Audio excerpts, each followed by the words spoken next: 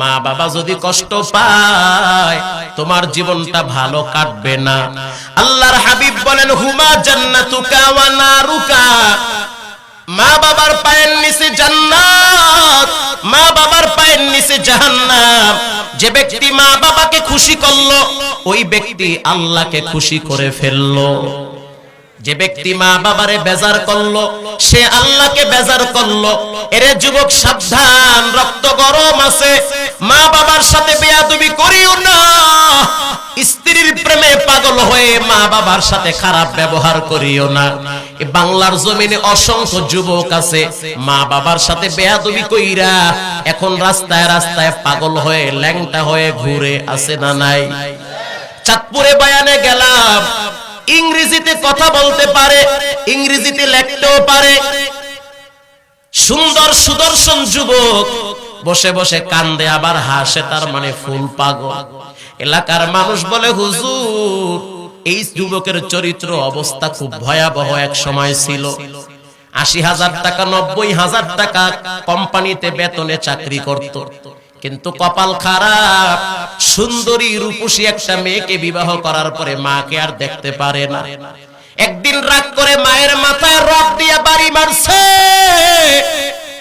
মাথায় বাড়ি মারার পর মায়ের রক্তগুলা বায়া বায়া যখন জমিনে পড়তেছে, মা তখন আল্লাহর কাছে হাত তুইলা কান্দে আর কয়, আল্লাহ এই সন্তানটা আমার পেটে কি পরিমাণ লাথি মারছে তুমি তো জানো। সন্তান আমার পেটে যখন আস্তে আস্তে বড় হয়, এক একটা লাথি মারছে আমার কলিজায় আঘাত। সন্তান পেটের ভিতরে যখন বড় হয়, হাত পা গুলা আস্তে আস্তে বড় হয়। আমার সন্তান পেটের ভিতরে হাত দিয়া ঘুষা মারছে, আমার কলিজায় লাগছে। আমি রাত্রিবেলা ঘুমাইতে পারি নাই, সন্তান মাথা দিয়ে আঘাত করছে, আমি মা সহ্য করতে পারি নাই। একবার বিছানার এই পারে আর একবার ওই পারে, সারা রাত আমার এভাবে কেটে গেছে। ও দয়ার মালিক, যখন প্রস্রাবের বেদনা শুরু হয়ে গেছে, পেইন শুরু হয়ে গেছে, আমার শরীর থেকে এত রক্ত বের হয়েছে গো আল্লাহ। আজকেও বড় হওয়ার পর ওর শরীরে রক্ত গরম হয়ে গেছে। স্ত্রীর প্রেমে পাগল হয়ে রড দিয়ে আমার মাথায় বাড়ি মাইরা আমার রক্তগুলো আজকে মাটিতে ঝরাইতেছে। ওর বিচারটা আমি কারো কাছে পাবো না।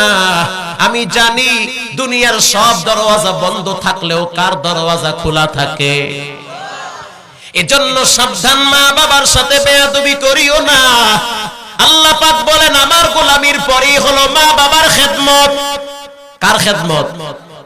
সম্পদ ব্যয় করবা মা বাবার কাছে করো, খেদমত বেশি করবা কার? বলে মা বাবার। আপনারা সবাই জানেন মুসা নবীর জবানায় মুসা নবীর সাথে কে জান্নাতে থাকবে? বলে এক কসাই। কেন থাকবে? বলে মা দোয়া করেছে, আল্লাহ আমার সন্তান আমারে গোশত খাওয়ায়, আমার এই সন্তানের জন্য একটা দোয়া করলাম, আমার এই সন্তানটারে তুমি পয়গম্বর মুসার সাথে জান্নাতে কবুল করিও। মায়ের দোয়া এমন এক দামি দোয়া, মায়ের দোয়া এমন এক মারাত্মক দোয়া।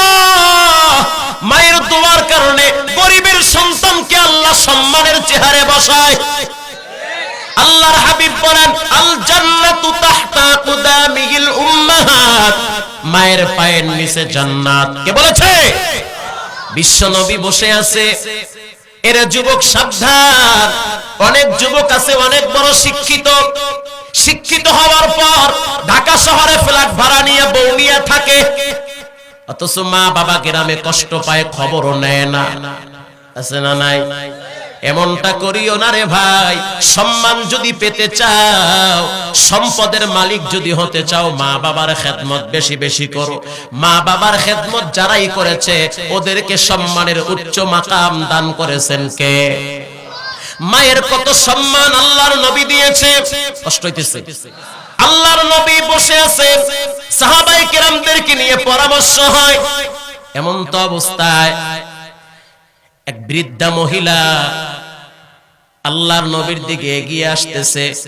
রাহমাতুল লিল আলামিন বসার থেকে দাঁড়ায় গেছে। আল্লাহু আকবার। নবী নিজে দাঁড়ায় গেছে। নবীর দেখা দেখি সাহাবায়ে কেরামও দাঁড়ায় গেছে।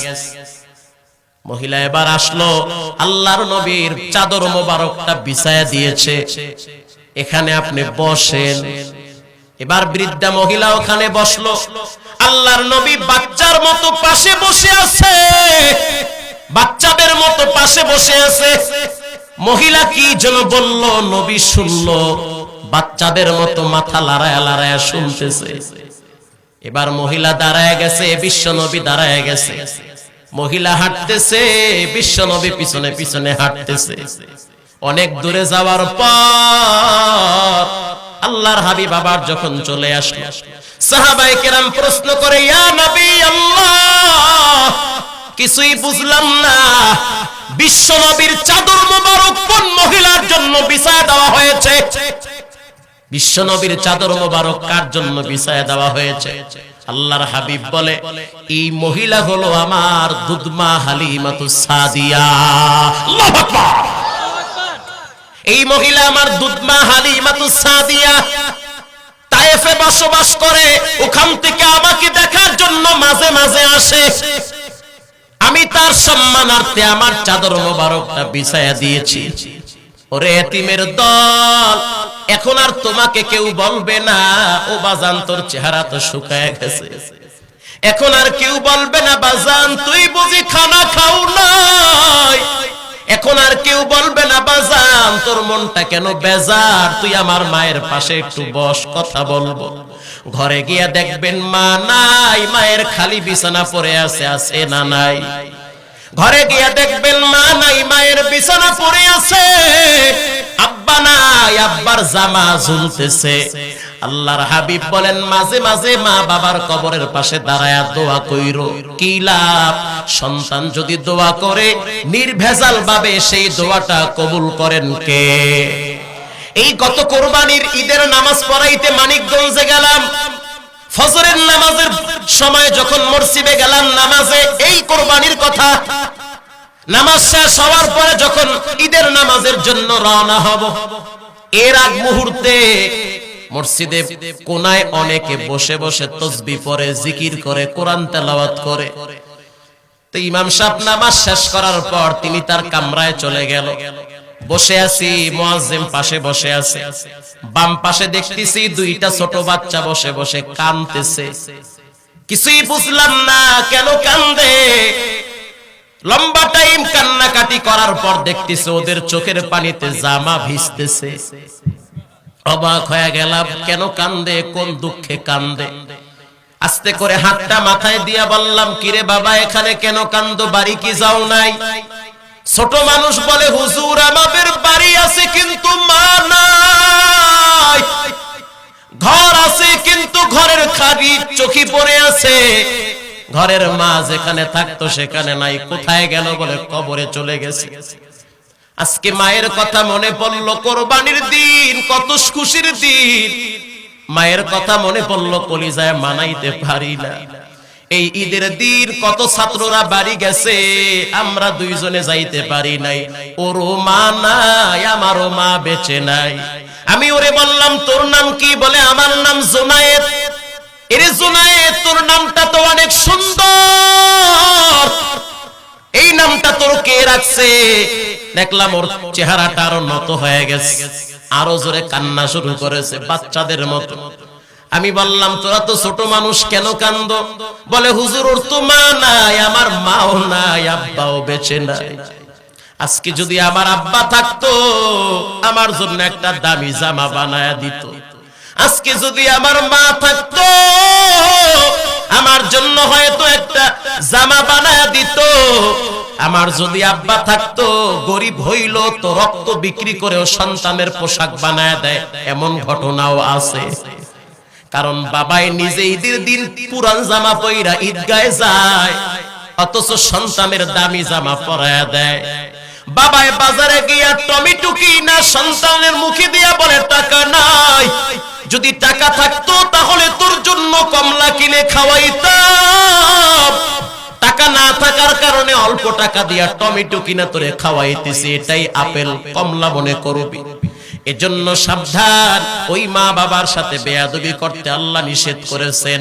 ওয়ালা তানহারুহুমা, মায়ের সামনে মাথায় ঝিলকি দিয়া কথা বলবা না।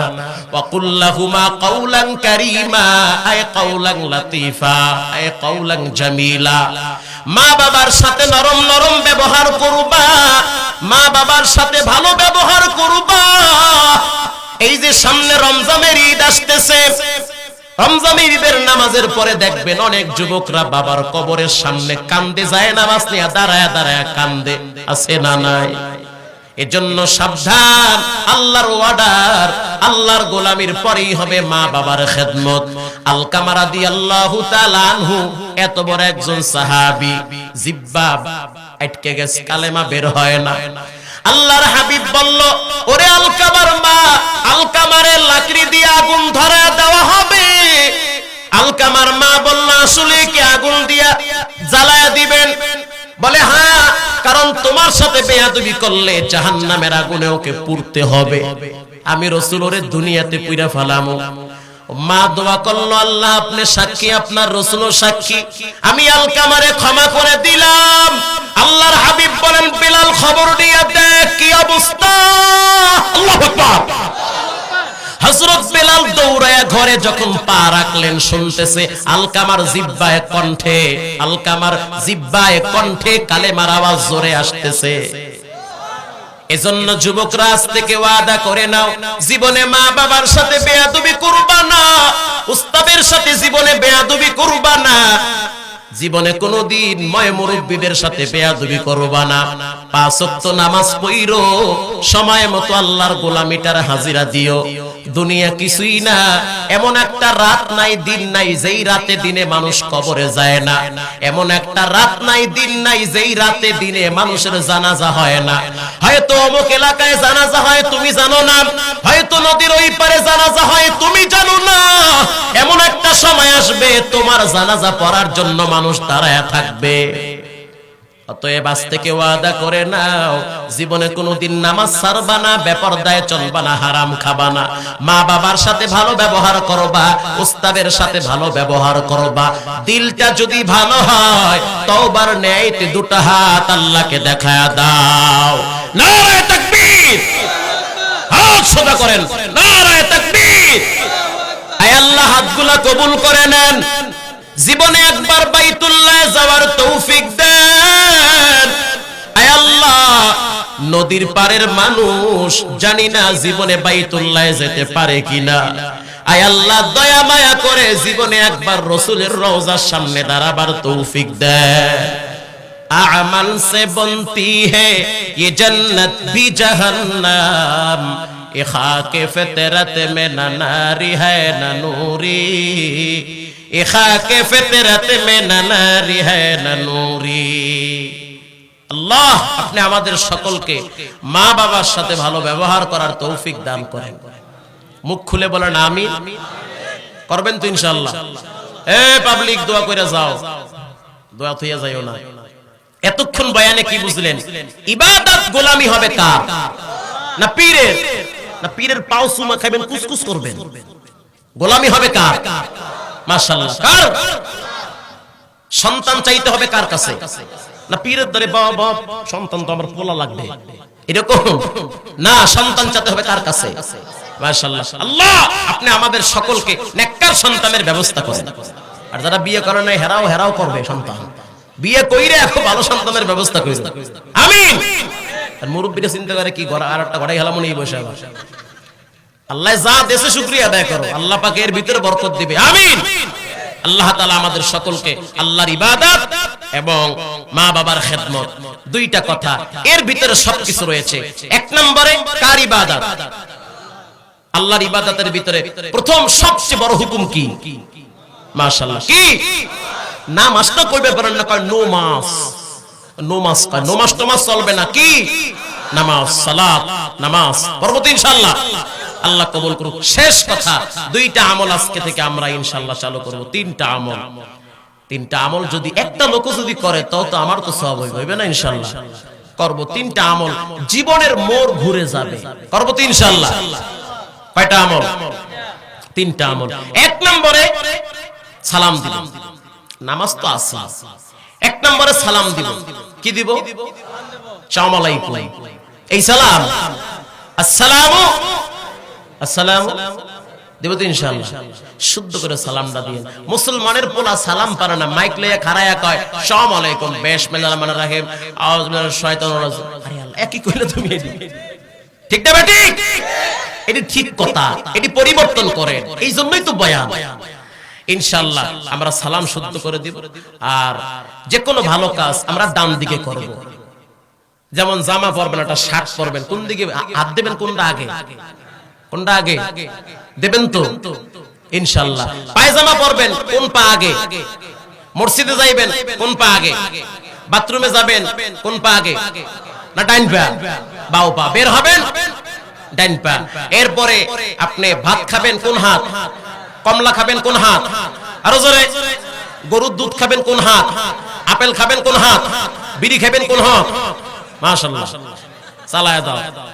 এটি বাদ দেন, বিড়ি বিড়ি খাইয়েন না। মেসওয়াক করবেন, মেসওয়াক করবেন। এক সালাম, দুই ডান, যে কোনো কাজ ডান দিকে করব ইনশাআল্লাহ। দেওনার হযরত তিনি এই তালিম বারবার দিতেছে যে যে কোনো কাজ তোমরা ডান দিকে করবা। আল্লাহ ডানের ভিতরে খায়ের ও বরকত দিয়েছে, কারণ ডান পন্থীকে আল্লাহ পছন্দ করেন। ইল্লা আসহাবাল ইয়ামিন। আল্লাহু আকবার।